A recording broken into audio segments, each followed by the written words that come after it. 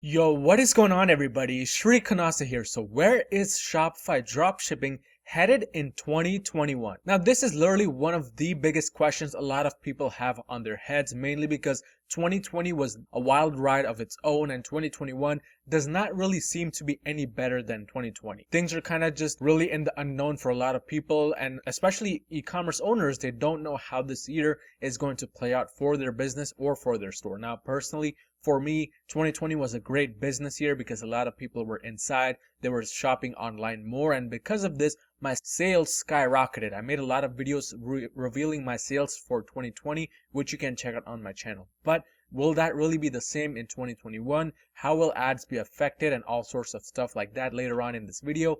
But let's just get right into it. The first thing you'll have to do in order to find any type of success with this video is to destroy that like button until it turns blue. It'll take just 2 quick seconds. Okay, hopefully I've done that. But where exactly is Shopify dropshipping headed in 2021? Let's start by talking about something related to Facebook ads, and it is the iOS 14 update. Now, you may be thinking, what does this have to do with anything related to Facebook ads? Now, this has a lot to do with Facebook ads. This is one of the biggest things which has just come upon recently, where there was this big iOS update, and this is going to directly affect the ways your ads are run. Now, I've kind of researched a little bit more into this and come up with a list of a few things which you must know regarding this update because it can affect you directly with the Shopify dropship. First thing that's really going to kind of be a boost for you guys if you use Facebook ads is that with this update, it will kind of limit your ability to effectively deliver the ads to the people based on their engagement with your business, because a lot of the measurements, a lot of the reports which are now available, or at least were available with Facebook,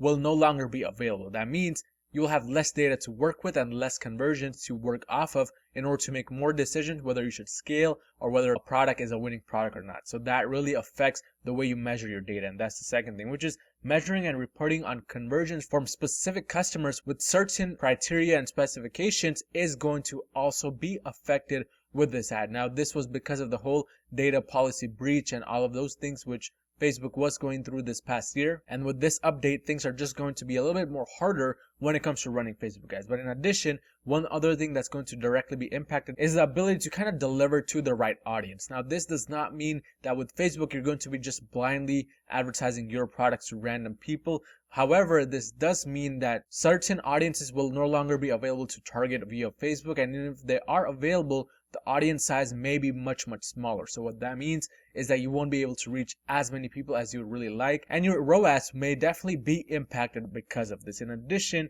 this is kind of more towards the applications and people who run ads for apps, but basically it will be kind of difficult to attribute who is downloading the app, who's not downloading the app. This doesn't really directly connect to us e-commerce store owners or drop shippers. But the last thing is predicting and optimizing cost per action over time and allocating the budget will be becoming a little bit more difficult because, again, going back to number 2, the reports and measurements are not going to be the same. So there's going to be a little bit of more guesswork involved with all of these things. Now, continuing on with this, what should you really be knowing from all of this? First thing is with reporting. Again, as I already said, reporting is going to be changed, and one thing is going to come upon that is delayed reporting. With this, real-time reporting for iOS devices will not be supported, and data may be delayed up to 3 days. That means if you happen to get link clicks, add to carts, sales from these iOS devices, it may not directly show on your ads, or it may even take up to 3 days to even come on your dashboard. What that means, of course,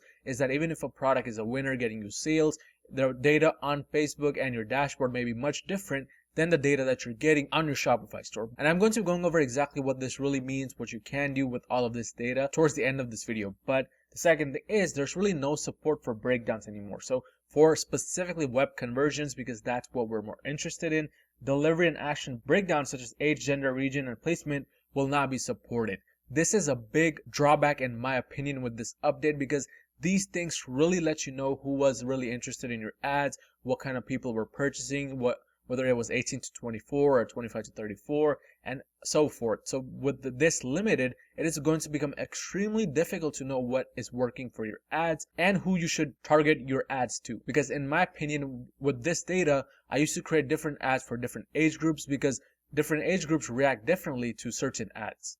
So this definitely means that you'll have to do a little bit more work when it comes to really figuring out what your audience is really liking when it comes to actually creating the ad and showcasing it. But in addition, there's a small change with attribution. So what that means is the attribution window, which was available for all Facebook ads accounts, will be set at the ad set level instead of the whole account level, and no more of the 28-day click-through or 28-day view-through and the 7-day view-through attribution. So mostly the 1-day click and 1-day view, those attributions will be left. So these are some of the biggest changes which are coming upon with Facebook ads. However, this does not mean that the time is over for Facebook. We'll be going over shortly with a specific step-by-step strategy on what you should do. But let's move on to the next few changes which have come upon with the end of 2020 and 2021 beginning, and that is directly related to Google Merchant Center account. So with Google Merchant Center and just Google ads in general, a lot of people, including my mentoring students, have noticed that their accounts have been getting banned for no apparent reason, and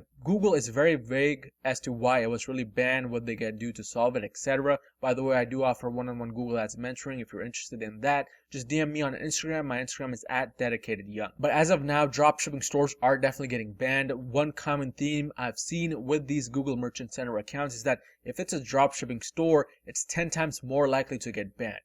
Now, there's various different reasons as to why this happens. No, this does not mean that you cannot dropship via Google Ads anymore. However, there are a few things you need to tweak and change to make sure your account does not end up getting banned. The first thing is website layout. Now, website is something people just randomly put up by copying some famous dropshipping website out there. That is no longer going to work, especially if you want to use Google Ads. So with Google, what you want to do is you want to set up a website which is much more professional and following the bigger brands out there rather than a dropshipping store, especially with the major pages. A lot of people just go out and they copy the major pages like policy pages, contact us pages, tracking page, etc. from other stores. That is no longer an option if you want to use Google, because Google's bot or the algorithm is going to read through the entire page. If it notices anything is copied, it's not going to let you run that Shopify store on Google, and you're going to end up getting banned. So it's really important to stop copying things, especially with the product pages like descriptions and images. A lot of Shopify stores and store owners still think it's okay to just copy and paste other people's stuff and find success that way. I've had my own Shopify store copied 100 times, and that is just not going to work for these people, simply because Google is going to get rid of these accounts very, very quickly. And if it notices you have done this, even if you have an old ad account, what's going to happen is that slowly and steadily, you're going to go under Google's radar, and once that happens, you are going to get suspended. So better safe than sorry. Just go ahead and change everything, even with the descriptions and the images. But exactly what does this all mean for dropshipping? Does this mean dropshipping has just officially ended and it's better to just go and do something else? And the answer to that is not really. The first thing you want to understand is these things were bound to happen one day or another, because as more people come into Shopify and just e-commerce, there's going to be more competition, more copying, more fraud.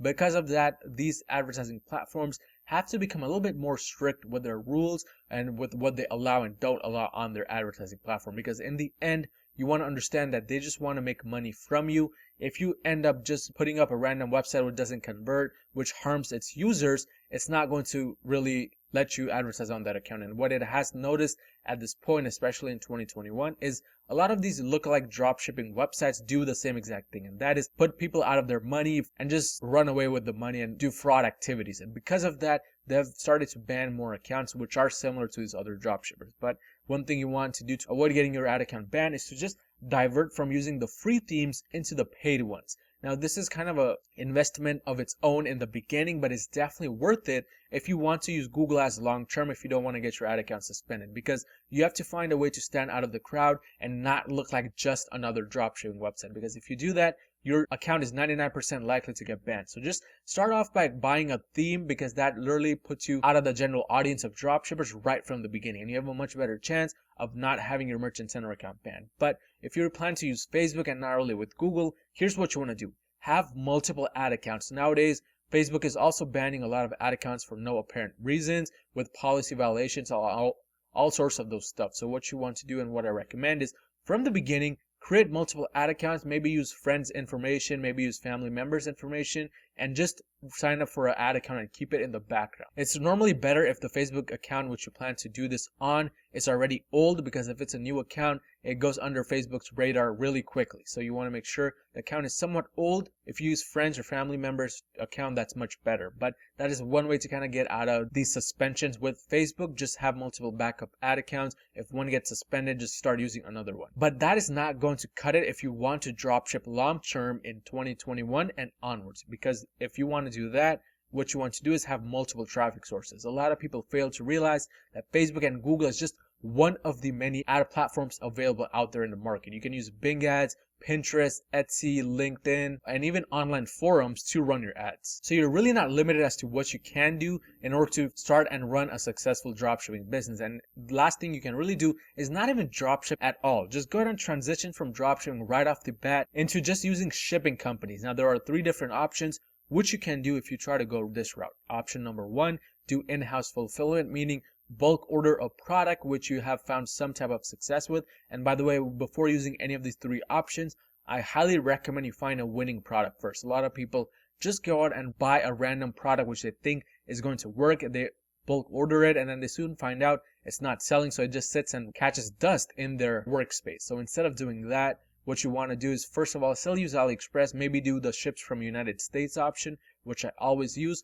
or use eBay or Amazon to do the drop shipping. And then once you find a winning product, go ahead and bulk order it to do in-house fulfillment, meaning fulfilling right from your house. The second option is using those sourcing agents which are available from China, which use faster shipping methods to get the product to the customers. Now these shipping options vary from 5 days shipping time to 12 days and so forth. So this is a much better option if you don't really have the money or resources to do in-house fulfillment. Third and final thing which I often do is use USA warehouses. This is the best option if you want to deliver a product within 5 days, if you have a real big winning product, and if you want to build a long-term and sustainable business. Because with this, not only are your customers going to be happy, but you're also going to have less headaches to deal with, such as less disputes, chargebacks, customer inquiries, etc. So this is the third and best option, in my opinion, to go about with this. But all I want to say is dropshipping is definitely not ending. In fact, it is just beginning, because a lot of people are shifting from shopping outside to just shopping online. So this is the best opportunity for you